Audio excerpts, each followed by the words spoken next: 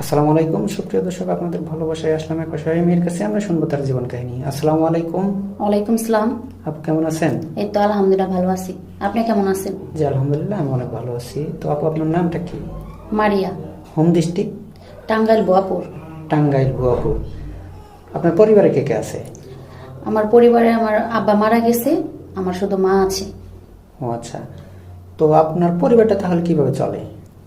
আমার পরিবার অনেক কষ্ট করে চলে, যে আমার মায়ের বাসা বাড়ি কাজ করে, বাসা বাড়ি কাজ করে যতটুকু টাকা পায় অতটুকু দিয়ে আমার সংসার আমার আম্মু চালায়। ও আচ্ছা। তো আপনি কিছু করেন না? আমি সেলাই মেশিনের কাজ শিখতাছি, ওইটা দিয়েই এখন কাজ চালাইতাছি, কাজ করি। ও আচ্ছা, মানে আপনার নিজস্ব কি সেলাই মেশিন আছে? না, আমার নিজে কোনো সেলাই মেশিন নাই, আমি অন্যের জায়গাতে শিখি কাজ। ও আচ্ছা, অন্যের মেশিনে কাজ হ্যাঁ। শিখতেছেন নাকি? হ্যাঁ। ও আচ্ছা। তো আপু, আপনার কি আগে বিয়ে শাদী হয়েছিল? আমার বিয়ে শাদী এখনো হয় নাই। বিয়ে শাদী হয় নাই? না। তো আপনার- বিয়ে শাদী হইব কেমনে ভাই? আমার ফ্যামিলির কেউ নাই, আমার মা কষ্ট করে কাজ করে, আমার তো বিয়ে শাদী দেওয়ার মতো টাকা পয়সা নাই, গরিব আমরা। ও আচ্ছা, মানে যৌতুক দেওয়ার মতো আপনাদের সামর্থ্য নেই? না ভাইয়া।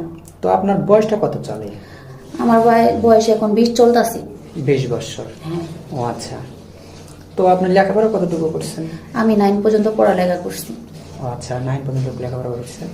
আর পড়াশোনার কি আপনার ইচ্ছা ছিল না? হ্যাঁ ভাইয়া, আমার পড়ালেখা খুবই ইচ্ছা ছিল, আমার বাবা নাই, আমার মা তো বাসা বাড়ি কাজ করে, পড়াশোনা কিভাবে চালাইবো? ও আচ্ছা, মানে আর্থিক সমস্যার কারণে আর লেখাপড়া করতে না পারেননি। ভাইয়া। ও আচ্ছা।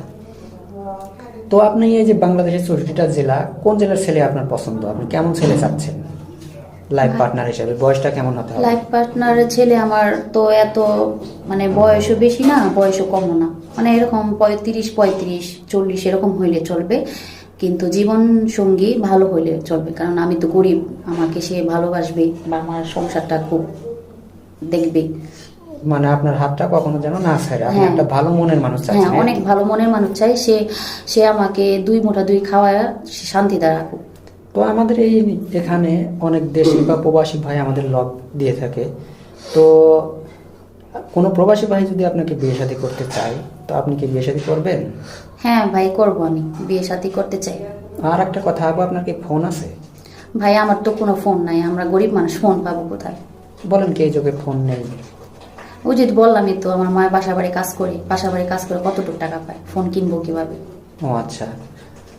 তো এখন যদি কোনো প্রবাসী ভাই আপনাকে একটা ফোনের ব্যবস্থা করে দেয়, হয়তো বা কিছুদিন কথাবার্তা বলার পরে তারপর তাকে কখনো ব্লক করে দিবেন না? না ভাইয়া, ব্লক করবো কেন? সে আমাকে ফোন দিবে, তার সাথে কথা বলবো, সে যদি বিয়ে করতে চায় তাহলে তো আমি ব্লক করার কোনো এ নেই।